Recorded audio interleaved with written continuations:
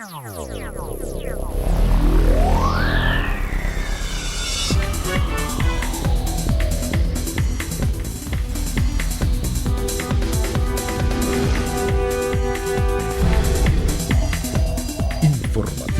Mira TV está en ti. Amigas y amigos, sean todas y todos bienvenidos a la entrevista. Como siempre, un verdadero placer contar con su amable audiencia. Hoy nos complace presentarles a nuestro invitado. Se trata del secretario general del Movimiento al Socialismo Más, el abogado Felipe Mujica, quien nos honra presentarles este día. Muchísimas gracias, Felipe. Bienvenido. Encantadísimo de tenerte el día de hoy por acá. Bueno, mira, Felipe, dado quién eres y el respeto que te tenemos, quizás nuestro público estaría esperando una entrevista muy elaborada, pero quizás las preguntas más simples son las más complejas de responder y por eso te la voy a hacer. ¿Y ahora qué? ¿Ahora qué? Esa es una pregunta que, por cierto, no tiene por qué estar ubicada necesariamente en este contexto que me imagino tú lo precisas es a partir de lo que ocurrió el día domingo. Ajá. Ese ahora qué pudiéramos haberlo ubicado a lo largo de estos 18 años en distintos momentos en los cuales hemos pasado por circunstancias similares. Y el ahora qué siempre ha tenido una respuesta política, una respuesta que ha permitido que el país retome la posibilidad de generar los cambios. Esto que nos ocurrió el domingo. Claro, el ahora qué va en un contexto específico y espacial de un país que tiene un porcentaje muy amplio, tristeza. Claro, pero el tema de la tristeza, el tema del desencanto, el tema de la desilusión, el tema de que yo pensé que las cosas se resolvían mañana y no se pudieron resolver, te insisto, a lo largo de estos 18 años no es la primera vez que lo tenemos. Si tú revisas el proceso, te vas a conseguir con que hubo momentos excepcionales desde el punto de vista de la fuerza expresada y de las cosas que se pudieron hacer que terminaron lamentablemente en un fracaso como consecuencia de la falta de estrategia y la falta de comprensión de lo que había que hacer con esto. Esto que estamos viviendo hoy, si tú echas la mirada un poco hacia atrás, te consigues o te ubicas en el año 2004, cuando se hizo el revocatorio a Chávez, y te vas a conseguir que la secuencia de la película es muy parecida. Eso quiere decir que los actores tomaron las mismas decisiones que los llevó al éxito y otros actores tomaron las mismas decisiones que los llevó al fracaso. Tiene que ver con eso que tú estás diciendo y tiene que ver también con que la política, yo la defino de una manera sencilla, la política es una suerte de tornillo sin fin, lo cual quiere decir que la política nunca se acaba, la política está permanentemente en juego independientemente de las circunstancias que se den. En aquella época que te estoy hablando, el año 2004, Chávez arrancó perdiendo el revocatorio 70-30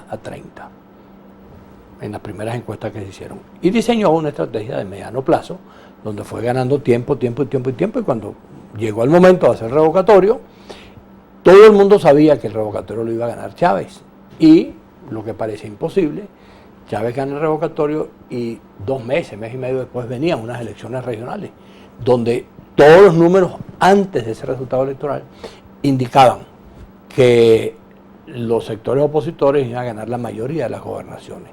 ¿Qué ocurrió? Bueno, se dio el resultado del revocatorio, la respuesta que por cierto da, en aquel momento la oposición fue similar, yo recuerdo una foto en la cual está Enrique Mendoza, está Henry Ramos, está mi hermano Vladimiro detrás de ellos y otra persona que no recuerdo quién, dando una declaración a las 4 o 5 de la mañana diciendo que se había perdido por fraude. Fraude que nunca se pudo demostrar y que después tuvieron no sé cuántos años tratando de demostrarlo sin tener las actas en la mano para poder demostrar el fraude. Entonces, las cosas se parecen mucho a lo que está ocurriendo en hoy, este momento, precisamente, y tomando en consideración ese contexto histórico que tú expresas, estamos en una coyuntura bastante intensa, difícil. En este momento, quizás mientras nosotros estamos conversando aquí, están muchos factores de oposición deshojando una margarita, ¿será? Participamos, no participamos en la convocatoria que hace el Consejo Nacional Electoral para elecciones regionales. ¿Qué va a pasar ahí? Se parece también mucho. ¿Por qué se parece mucho? Porque tú vienes ahorita de no participar en un proceso que fue el constituyente. Tienes un organismo electoral que da un resultado y tú lo acusas de fraudulento. Adicional a ello, has dicho, antes de todo eso, que tú vas a elegir un nuevo CNE. En las preguntas que se hicieron el 16, una de las de los correlatos de las preguntas era que había que elegir un nuevo CNE, un nuevo Tribunal Supremo y había que designar un nuevo gobierno.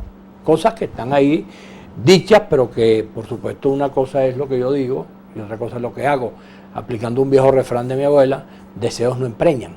Entonces, como deseos no empreñan, no basta con que yo diga vamos a hacer tal o cual cosa, sino que hay que ir a lo concreto. Ahora, un sector de la sociedad que dice que va a elegir un nuevo CNE, que el que tienes no sirve, entonces por supuesto cuando viene una convocatoria, que además está hecha de manera bien salvaje, una semana después de haber salido del proceso digna de la eficiencia política del gobierno. Bueno, bien salvaje y diseñada.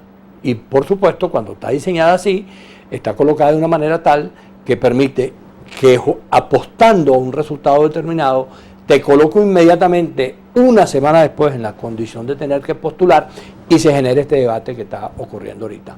¿Vamos? ¿No vamos? ¿Cuál debe ser la respuesta? Desde mi punto de vista yo no tengo ninguna duda y el MAS como organización política tampoco.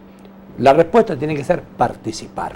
O sea, el MAS ya sí, la decisión está tomada. Nosotros vamos a postular candidatos en todas las gobernaciones. Estamos aspirando a que esa postulación, no que sean militantes ni dirigentes del MAS, no que sean venezolanos, que sean los mejores candidatos que se puedan ubicar. Y en ese sentido, no nos importa si el candidato es ADECO, si el candidato es de Primera Justicia, de Voluntad Popular, del MAS. Simplemente hay que buscar o un ciudadano que no tenga militancia política. Dentro de las conversaciones que ustedes tienen como partido político y sabiendo obviamente las relaciones que tienen con todos los factores de la Mesa de la Unidad, ¿qué han percibido en cuanto a las posibles decisiones de este tema? Ya sabemos, algunas personas han fijado sus posiciones públicamente, otras no. ¿Cómo ves tú los acuerdos, las posibilidades de participación de los factores de la MUD? Está un poco enredado. Eso yo diría que es algo así como un saco de gatos en pleno desarrollo, porque allí están en juego esos discursos polarizados, esos discursos confrontados, esos discursos radicales, frente a una realidad que la mayoría de ellos comprenden. No participar, como me lo dijo a mí un coordinador de la mesa de la unidad, un viejo amigo mío en Carabobo, me dice: Felipe, aquí estamos frente a lo siguiente. Si postulamos, puede que no haya elecciones, pero para saberlo hay que postular. Y si no postulamos, tenemos la garantía de que dentro de un mes tenemos elecciones y el gobierno gana todo. Felipe, en este contexto que estamos mencionando, de esta convocatoria a regionales, también estamos viviendo en pleno desarrollo la posible instalación de la Asamblea Nacional Constituyente, y sabemos pues las condiciones en las cuales fue electa, y viendo cuál va a ser la suerte de la Carta Magna vigente en nuestro país. ¿Qué opinas tú con respecto a estos dos grandes circunstancias que está viviendo el país? La respuesta de nuestro invitado en la próxima parte de este espacio.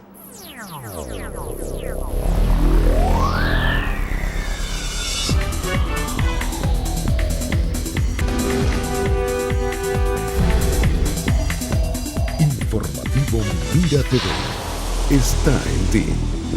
Continuamos, amigas y amigas, hoy conversando con nuestro invitado, el abogado Felipe Mujica, secretario general del Movimiento al Socialismo Más, y quedamos pendientes para que nos analice, Felipe, acerca del signo con el que va a actuar la Asamblea Nacional Constituyente con respecto a nuestra Carta Magna, vigente aún, por cierto. Tú sabes que yo aplico como filosofía en mi vida una frase muy breve que dice: ver para creer. No te iba a decir la del libro. La del libro indio. No, ver para creer. ¿Por qué te digo esto?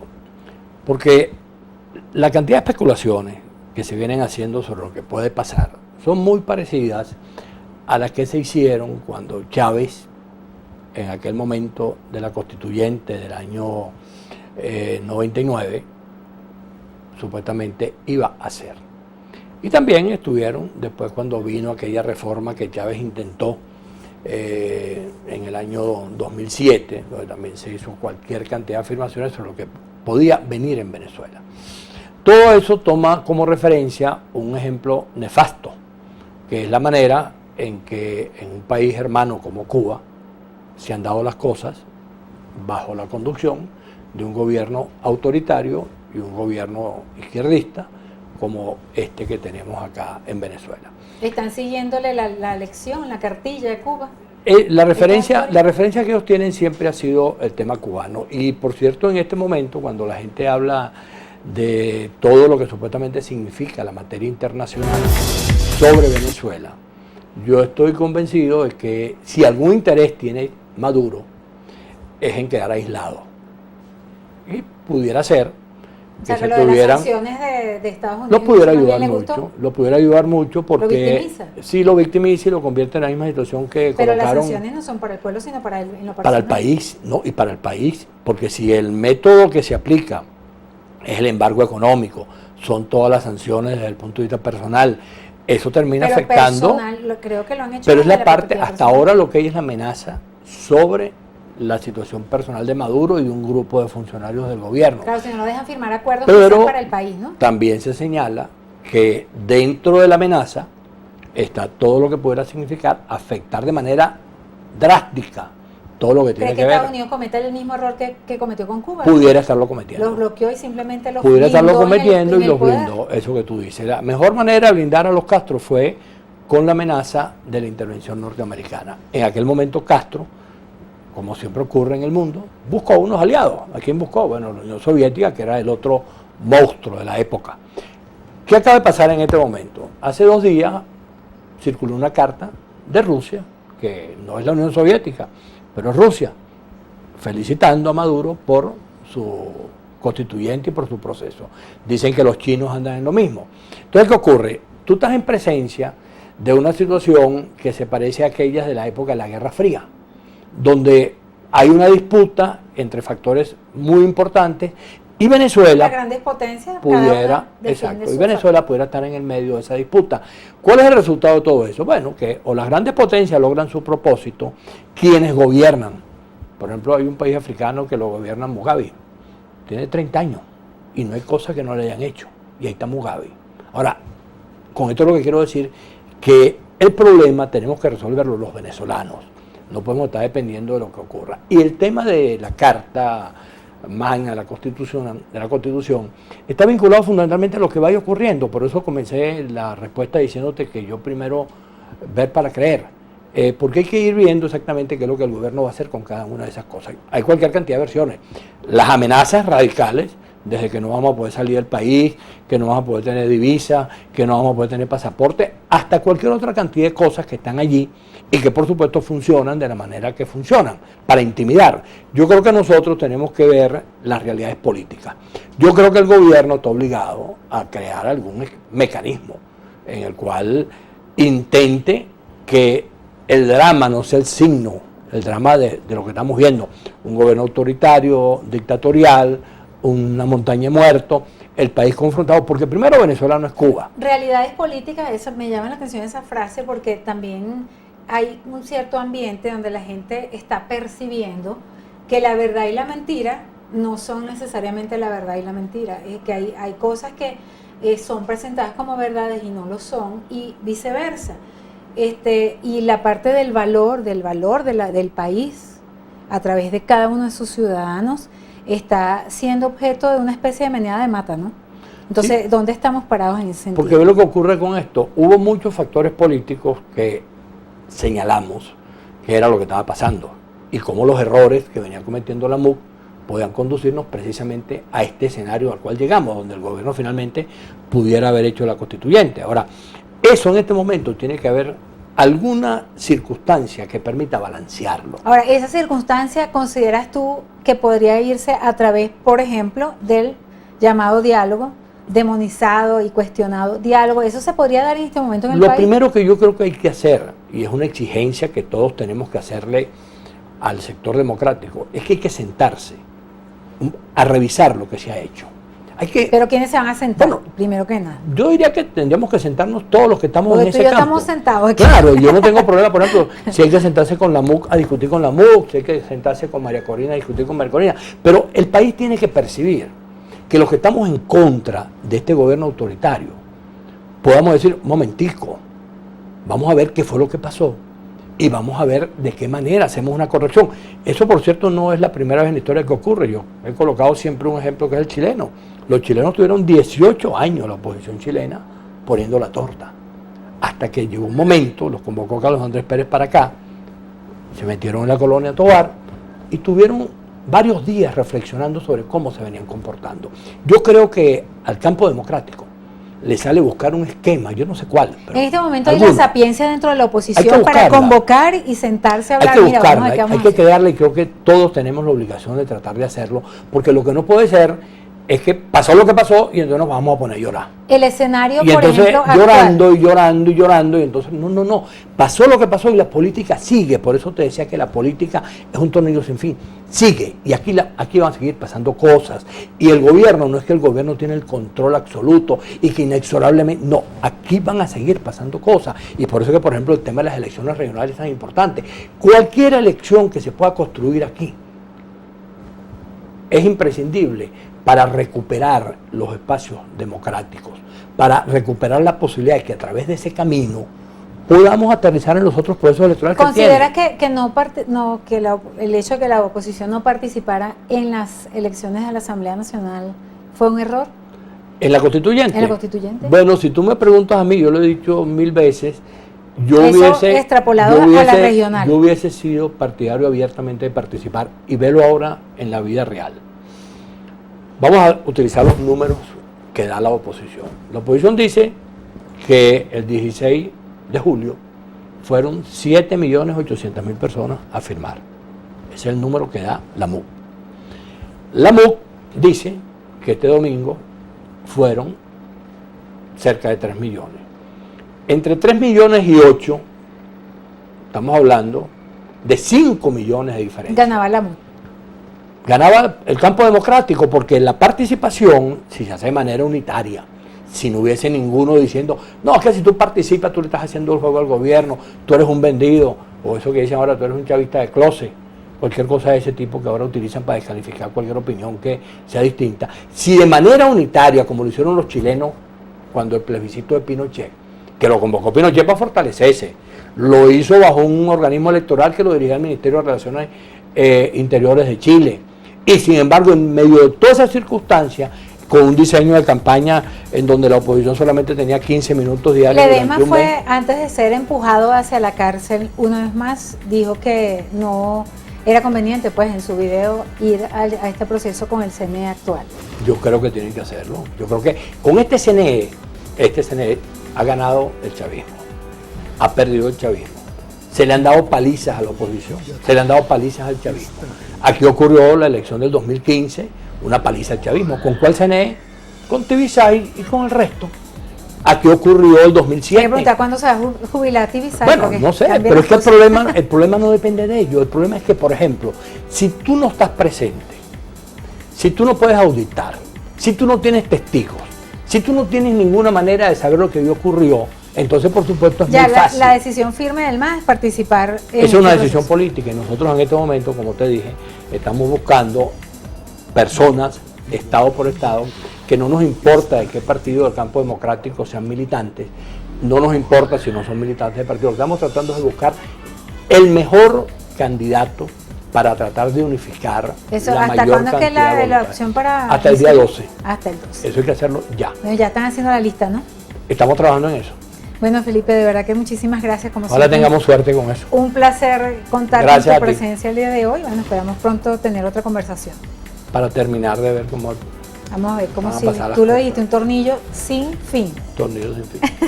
Muchísimas gracias. Así conversamos con el abogado Felipe Mujica, secretario general del Movimiento al Socialismo Más, el día de hoy. Muchísimas gracias a ustedes, distinguidos televidentes, por permitirnos estar a través de la pantalla de Mira TV. A nombre de nuestras productoras, Andrea León y Lourdes Navas, quien tuvo el inmenso placer de conversar con ustedes de Isidro Pesa, nos despedimos, deseándoles una excelente tarde.